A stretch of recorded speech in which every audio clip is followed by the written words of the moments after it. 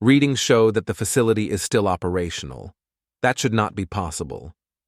The robotic voice of Z8 reading the analysis out to the crew of the SCAV.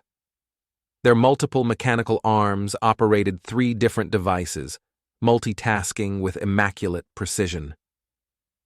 "Noted, Z8. Are there any life forms detected?" asked Lizra, the Illyrian captain of the vessel. She stood in the center of the room on a small pedestal that made her tall enough to see out the window, striped white and red tail swaying in thought.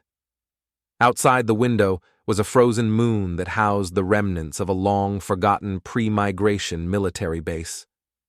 "None that appear on the scanner, Captain Lizra. We hope we did not come all this way just for our mission to be futile. Even if it is not here, perhaps there will be something left behind in the facility's computer systems. These pre-migration bases are always incredible to explore. If there ain't nothing here, I'm going to send a strongly worded letter to Ensign Marketh. And by strongly worded letter, I mean my fist through his stupid fucking face," Argyle growled. Being the only Enduran on the crew, he had grown quite annoyed that nobody could assist him with the heavy lifting during the long journey. He could barely fit within the tight confines of the control room, and his large purple form took up more space than anything else on the ship. "Calm yourself, Argyle. Deep breaths. All of our work shall have paid off here momentarily. Bring us down, Z8. The ship descended towards the rocky object below and set itself down on a crumbling landing pad. The trio disembarked after Argyle and Lizra donned their environmental suits. Once they reached an outer door, Z8 began to interface manually with the facility. But after a minute of working, they had yet to make any progress. They should have been able to open the door in seconds with such outdated security, but everything seemed unrecognizable to them. "Captain, it seems that the facility's computer systems have been rewritten entirely from scratch. I do not even recognize the coding language. This could be more difficult than we first expected." "That can't be right. This place is over 1,000 years old. I thought you had every language from the commons in your database." "We do. It seems that whoever did this did it entirely from the ground up. We will have to break it down into binary and then organize in a way that we can... There's no life forms inside. Just make a new door." Argyle grumbled, reeling back and smashing a large dent into the side of the facility. "Argyle, no more. These ancient outposts are fragile. This could cause irreparable damage, not to mention compromise the structural integrity," Lizra yelled, jumping up and trying to wrap her paws around the angry Enduran's arm. Before he could punch it again, the door hissed and swung inward. "Oh, excellent work, Z8. I guess it wasn't too hard for you after all." "It was not us who opened the door." "Oh, perhaps punching was the key. Good call, Argyle, exercising initiative in the absence of orders." "Of course, ma'am. It just came to me naturally." "Let's not dwell out here any longer. In we go, crew." The 3 made their way into the facility as the door closed behind them, causing Lizra to jump onto Argyle in surprise. The dark corridors were lit up seconds later with the hum of long, dead fluorescent lights. Lining the hallways were the long, expired bodies of other Illyrians. Their corpses preserved by the cold temperatures and lack of air inside. The systems started to kick back on, and compressed air flooded into the installation. The dead silence within, replaced by the busy whir of machines coming to life after having been out of a job for centuries. "Z8, I thought you said you couldn't access the facility." "Correct. We were unable to decrypt the programming language or set up an interface. It is not us rebooting the systems." "Right. Argyle, I think I shall stay up here. For my own safety, of course," Lizra stated, perched atop his shoulder, tail wrapping around the hulking Enduran's neck for balance. He answered her with a growl as the group continued forward. Argyle accidentally bumped into one of the corpses, causing it to crumble into a pile of dust and bone. They followed the blinking lights that led them through the dilapidated hallways before reaching an intersection. The lights on the other end of the hallway were out, and the only thing illuminated was a door to their left. Whatever was running the facility wanted them to go here. The lights seem to want us to go in. Do you all think this is where the weapon is? We are unsure, Captain. When we tried to interface, we were actively repelled by something, and we have been attempting unsuccessfully to gain access since. There is someone else in the facility, and they know we are here. Let's just follow the blinking lights, and if someone else is here, then I punch them and take the weapon. They can't be good at computers and punching. I love your optimism, Argal. Always good to have a plan. But maybe let's refrain from punching our host? They've been very welcoming, thus far. I'm sure if they wanted to fight us, they wouldn't have let us in to begin with. Lizra countered as she looked at the new glowing path before them. The corroded door slid open as they approached. Inside was a vast array of dated computer equipment, hundreds of wires and tubes connected to a sleek black box in the center of the room. She had never seen a computer like that in the old textbooks she studied before this quest. As the group walked towards it, grainy speakers embedded into the room crackled to life. Welcome, visitors. My name is Tic Tac. It's so nice to see someone again after all these years. Hello? Tic Tac. Thank you for letting us in. May I ask, where exactly are you? You're looking at me, madam. Please refrain from touching anything in here. My interfaces are very fragile. Now, can I ask what brings you here? Lizra hopped down from Argal's shoulder and stepped up to the small black box in the center of the room, inspecting the cables and wires around it. This is what was running the facility? We are here for the weapon. Please resist, Argal said, cracking his knuckles. No, please do not resist. We're all nice here. We are here looking for an ancient weapon to aid us in a conflict that threatens all of our species. Would you by chance be human? The intercom made a strange noise before speaking again. Ha ha. No, I am merely based upon a human intelligence. You must have come here for my friend. I guess we never got to discuss that new name yet.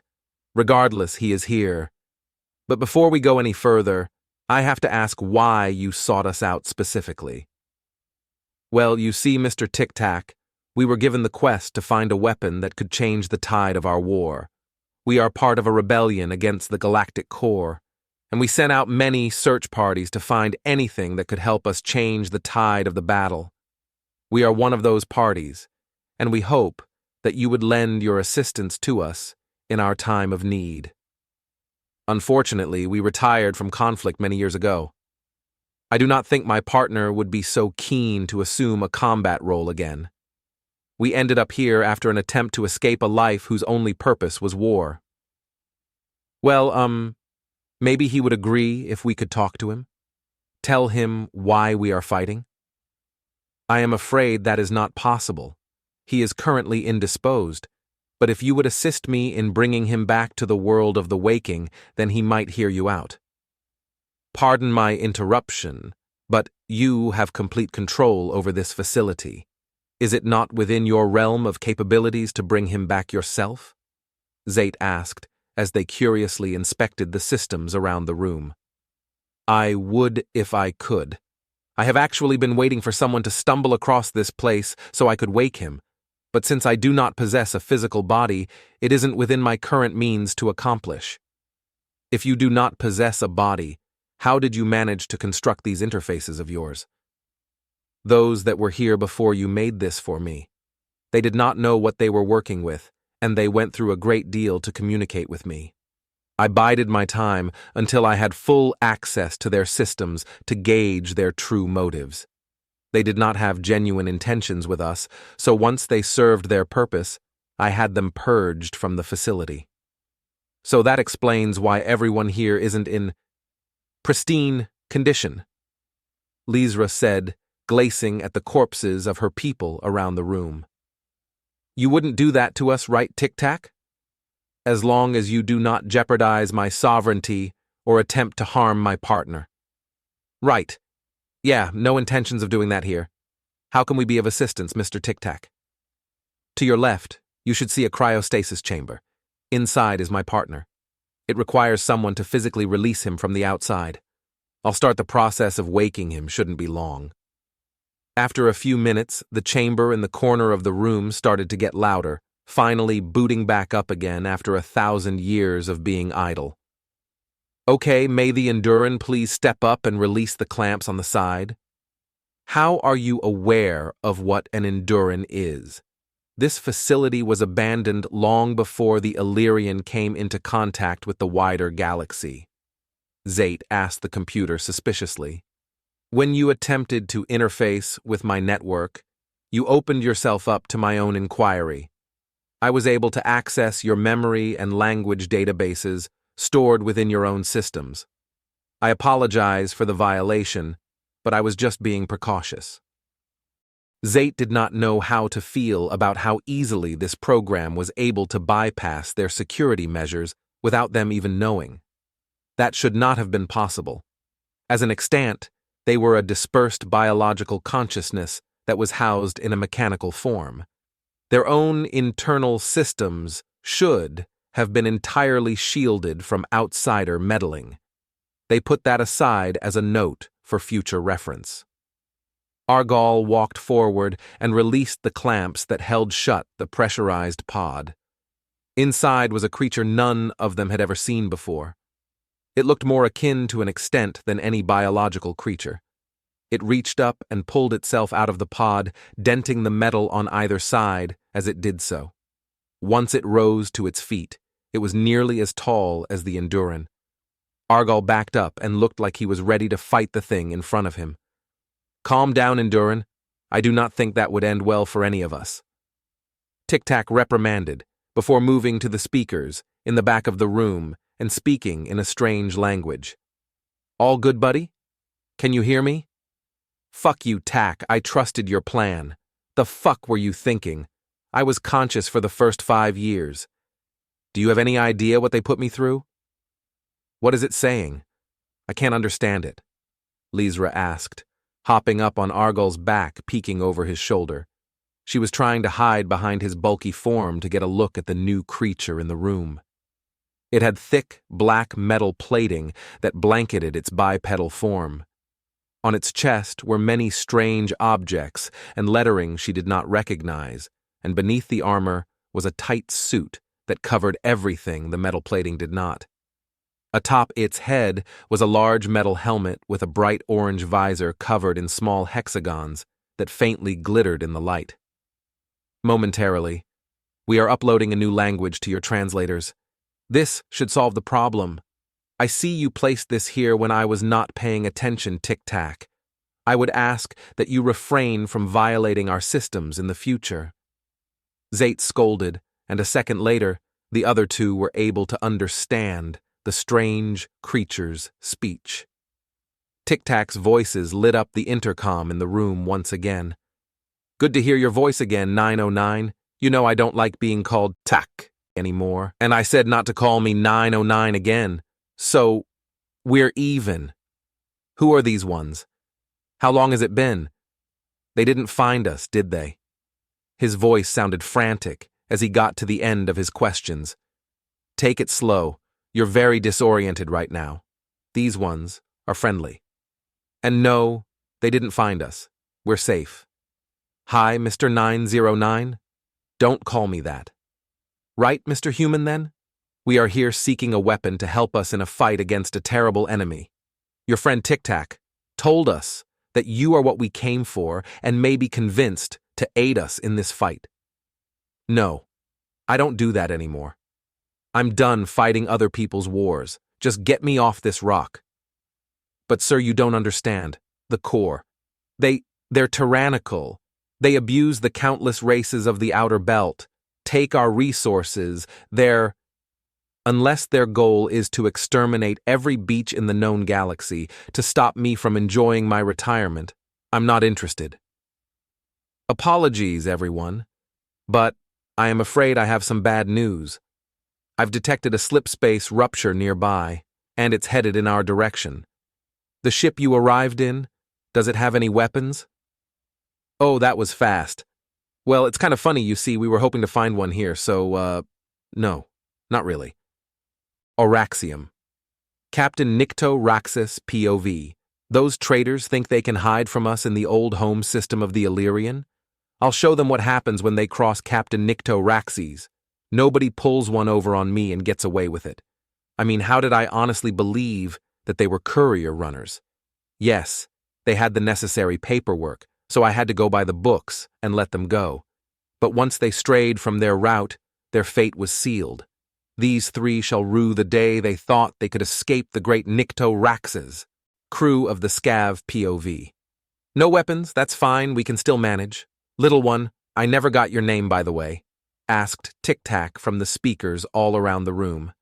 My name is Lizra, Captain Lizra Rightness III to be exact. Adorable, okay, Captain Lizra. How sure are you that these ones incoming are hostile? I'm fairly certain. I just didn't think that they would be so suspicious of us as to follow us here. Well, we did lie to them and pretend to be galactic couriers.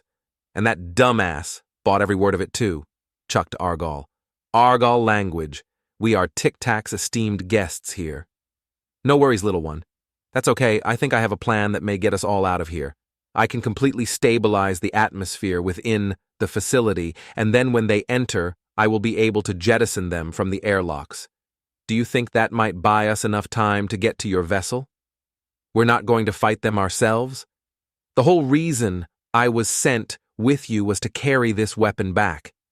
I was hoping to get to use it at least. But now, I can't even do that, since the weapon is a fucking guy, complained Argal, annoyed that there still hadn't been a confrontation that required his expertise. Don't worry, Endurin. If they manage to stick around after we show them the door, we may have use for you yet. And your name is? Argal. He grumbled, still disappointed there was no ancient weapon of destruction he could wield like some god of war. Argal what? Questioned Tic-Tac, confused. Just Argal. Appropriate. They should be arriving any second now. I am going to go ahead and remove the atmosphere from this room so that we do not have to worry about pressure equalization when we make our move. Z8, do you have any way to remotely pilot your ship from here? We do not even need to inquire as to how you know our name, but please call us Zate from this point forward. Yes, we have the ability to control the ship remotely. What do you have in mind, program? I can see from the security feeds they are going to station their ship near yours. I will forward you the location of where to move your ship once I eject the intruders. I am going to illuminate the path to another exit for you to move to. Once there, I'll pressurize the door, open the airlock, and throw you into space. You're going to do what with us? I do not consent to being blasted into the cosmos, Mr. Tic-Tac, replied Lizra, clutching onto Argal even tighter. Captain, the claws. Yes, my apologies, Argal. Do not worry. If Zate gets the ship in position, you will be propelled right into the loading bay or your vessel. When I was connected to Zate, I was able to view the schematic of your ship. I will send her a visual representation of how to orient it to properly receive you. Tic-Tac replied matter-of-factly, Not necessary, we can visualize that without your aid computer. While the plan was being created, the humans sat silently watching them. Throughout the entire conversation, he hadn't taken his eyes off of the small Illyrian captain in the room. His masked helmet gave away no signs as to how he felt towards the plan or other occupants in the room. Lizra hopped down from atop Argal and made her way over to Human, looking up at him. When standing on her hind legs, she barely came up to his knees. Mr. Human, do you have anything to add to the plan? No. Will you defend us if it comes to that? Yea, sure. And I'm sorry. Sorry? For what exactly? Just that. As Lizra and Human were locked in their engrossing dialogue, a loud bang echoed throughout the facility that shook the walls of the research room. The trio jumped into action and gathered around the exit door as Human walked over to the small black box looking down at it. Just let me know when Tic-Tac. Disconnect me only when they get to safety. Any earlier, and I will not have access to the facility." "You aren't coming with us?" asked Lizra, looking down at the little black computer. "We will be following shortly. I have to ensure your safe exit. We also have a few more items to grab before we make our leave." A second later, an explosion was heard down the hall, followed by a booming voice that echoed throughout the base. "This is Araxium Captain Nikto Raxes of the Prowler. You are in violation of Core Federal Code 137451, impersonating a galactic courier and attempting to flee from federal authorities. Cooperate, and you will be handled respectfully. If you refuse to do so, then you shall face severe repercussions, such as a fine upwards of 10,000 credits. That will be all." "He seems to be in a better mood today," Lizra chuckled. "Oh, we'll see if he's still threatening us with a fine when I threaten him with his own spine." Argal grunted, putting his fists together. "Okay, Zate, get the ship moving. I'm opening the airlocks now. Good luck, everyone. See you soon." When Tic-Tac finished his farewell, the sounds of air rushing out of the facility sounded from the other side of the door. It opened up moments later, and the three rushed out into the hall. They followed the blinking lights that guided them through the corridors. Upon reaching the exit, they made their way into the small airlock, and the door sealed behind them. 7 seconds and we will have the ship in position. We hope Tic-Tac does not send us out too Zate was cut off as the opposite door opened and plunged the trio, untethered, out into the stars. Outside, they could see countless others flailing around in the vacuum of space, having also been unexpectedly jettisoned from the base. Lizra locked her eyes onto the ship and saw it on an interception course with them. Their trajectory was impeccable, sending them right into the open loading bay. Argal grabbed the small captain and wrapped his bulk around her to shield her from the impact. The three were thrown into the ship with the blast door slamming shut behind them. "Wait, what about Human and Tic-Tac?" Lizra asked, squirming free of Argal grip. "We have established comms with Tic-Tac again. He says not to worry and to prepare for departure," Zate said, picking themselves up off the floor. "Right. Let's get out of here before those core clowns get their bearings again." "What? No. Thank you, Argal, for saving me? No. Oh, Argal, are you hurt from taking that fall for me? You're expected to save your captain, Argal. We need to focus on saving Human and Tic-Tac right now." "No problem. You're welcome, Captain. Yes, I'm fine. Thank you for asking." Once back in the command room of the Scav, they surveyed the situation. The majority of the Prowler's crew was still floating around aimlessly outside. The Prowler itself had started moving away from the landing pads, bearing down on the Scav. "Captain weapons lock detected. They are directing us to stand down and not to flee." "Or what? We get another fine?"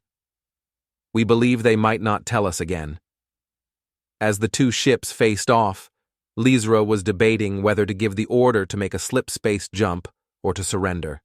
Before she could make up her mind, she saw the form of Human launching himself from the facility below. He was not headed for the Scav, but instead towards the Prowler.